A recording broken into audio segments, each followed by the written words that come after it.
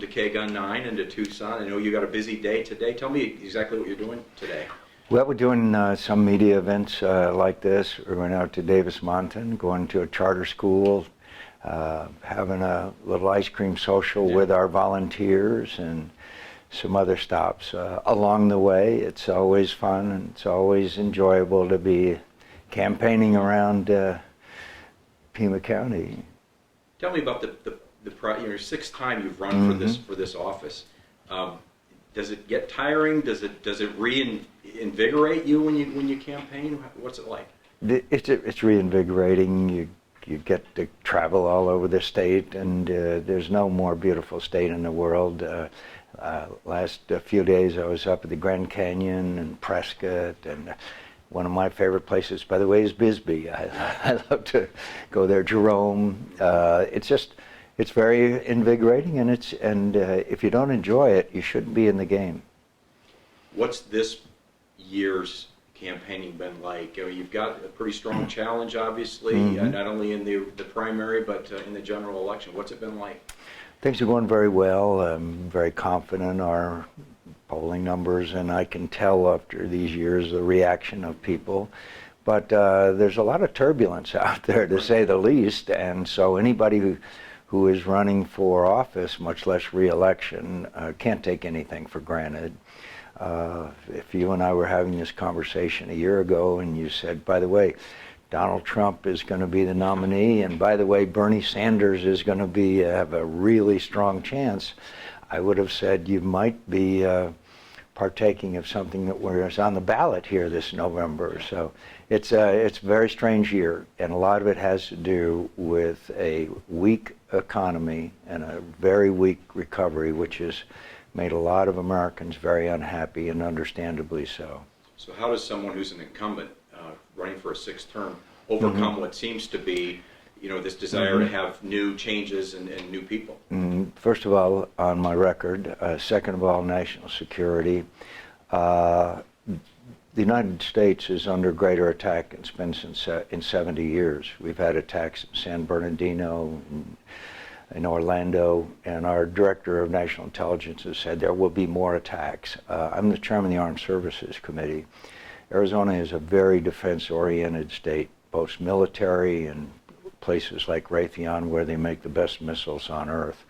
So that, and also what I've done for Arizona here in Tucson, small item, but a big item, realignment of the road so that Tucson International can have an additional runway and Raytheon can expand.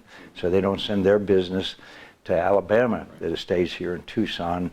A fish hatchery in Mojave County, the mine in Superior, that I can and have done and will do a great deal for the state. You mentioned national defense and the international terrorism that's now hitting home, real close to home in some cases. The Republicans' criticism of the Democratic National Convention right now is they're not bringing that up. They're not really bringing it up much at all, ISIS or the international terrorism. Have you been watching the convention, and what have your thoughts of the Democratic Convention? I haven't been watching much, but I know that the one word that is absent from all of their speeches and demonstrations is ISIS. Here we have attacks on the United States of America, an evil that is metastasizing, a direct threat to the citizens of this country whose lives have already been taken, and they're not even mentioning ISIS. I think it's not only incredible, but it's insulting to the American people. When you look at polling data, the economy and terrorism and national security are the top priorities of the American people, and they aren't even talking about it. And why aren't they talking about it? Because they aren't doing anything about it. Is that something that you look at and say that's where Hillary Clinton is maybe vulnerable as far as this falls? Oh, I think she's vulnerable. What happened to Secretary of State? Nothing. Remember the reset that she was going to have with the Russians? Now Vladimir Putin has dismembered Ukraine, is now slaughtering people in Syria, and obviously is acting with the utmost belligerence. So someone is going to have to explain to the American people what she did as Secretary of State besides travel a lot at taxpayers' expense. What was your reaction when the FBI director laid out the case against Hillary Clinton with the emails and then said that no prosecutor would prosecute that? Well, I used to have a lot of respect for the director of the FBI, but what he basically said was there's a double standard in America. If you're an ordinary citizen, or even not so much an ordinary, General Petraeus is a good example.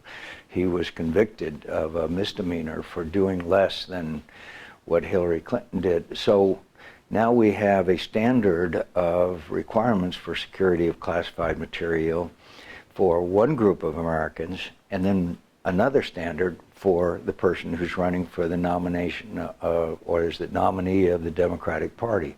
That's not right. That's not what the Constitution is all about. Donald Trump is the Republican nominee.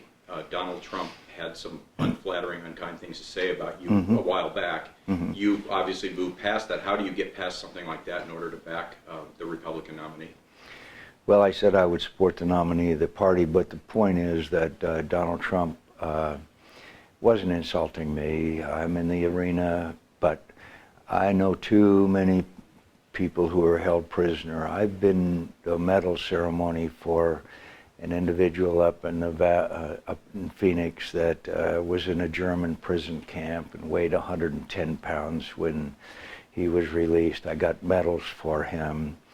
It's unacceptable for him to disparage people who in combat were taken prisoner. And that's something that I have steadfastly said Donald Trump is wrong. And he is wrong on the issue of torture as well. And he is wrong, and I have disagreed with him. But yet you will well, I have disagreements with him. I have far more disagreements with Hillary Clinton. But we are in a period of vulnerability, the United States of America, national security-wise, that we haven't been in 70 years. We haven't had attacks on the United States of America since 1941. And I have to work with whoever is president, and I believe that that is my obligation, particularly as chairman of the Senate Armed Services Committee. One more question about Donald Trump, and then we'll move on. His statement recently about NATO and forcing them to pay up, or we're not going to go protect them. Your thoughts about what he said? We want them to pay more. We have been urging them to pay more because of these events, these attacks in places like Paris and Brussels. They are starting to pay more. But what Mr. Trump doesn't understand is that after we were attacked at 9/11, the United States, our NATO allies joined with us and went to Afghanistan. Over 1,000 young men have been killed from our NATO allies in combat on our behalf in Afghanistan. We can't ignore that. Let's talk about the Veterans Administration, and KGUN-9, Valerie Cavazos has done a great reporting job of kind of opening, I think, all of our eyes to it, and I know you've taken up that cause and championed that cause as well. What's the progress? Where do you see it standing right now? First of all, I'd like to thank KGUN and Channel 9 for their unrelenting coverage of this issue, and they've done an outstanding job in my view. We are partway there. We have a choice card now that has certain restrictions associated with it. When I made this legislation, I had to compromise with then Chairman of the Veterans Affairs Committee, Bernie Sanders. Right. So we are making some progress. We've got a long way to go. My view of the ultimate answer to this is to cherish the VA and many of the things that they do, PTSD, traumatic brain injury, prosthesis, others. But if a veteran wants to go out and get a routine health care issue taken care of, and just as someone on Medicare, go out to a local provider and then have the government pick up the tab for it.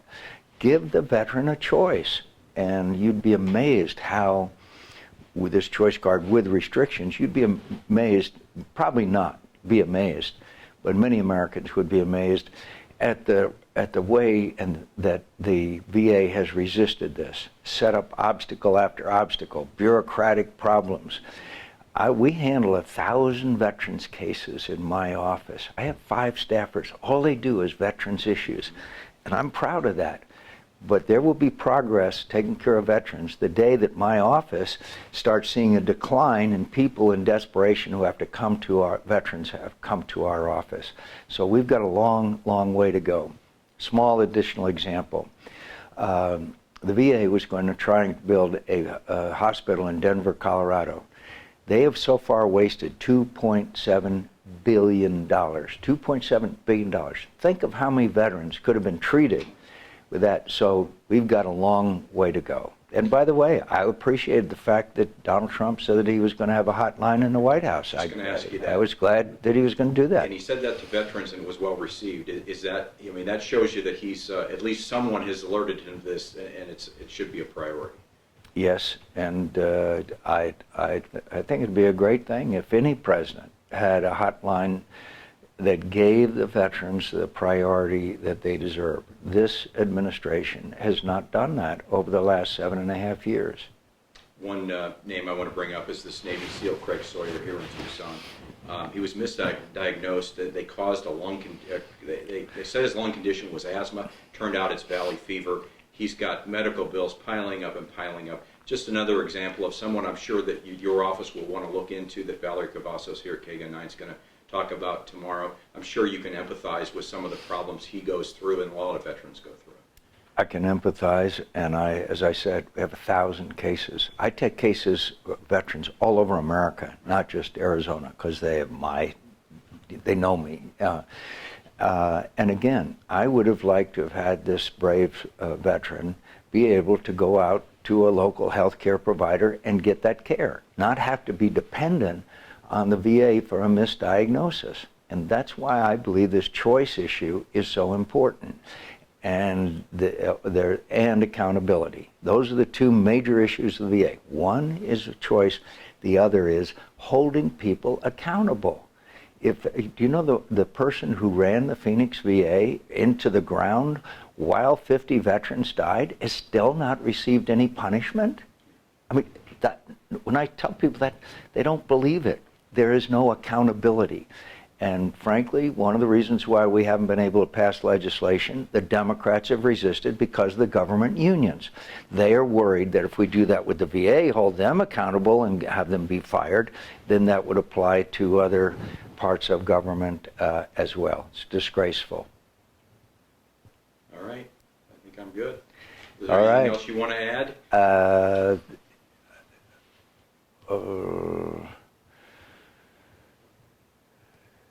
No, the only thing I might want to add is I'm very proud that we continue to have the A-10 at Davis-Monthan.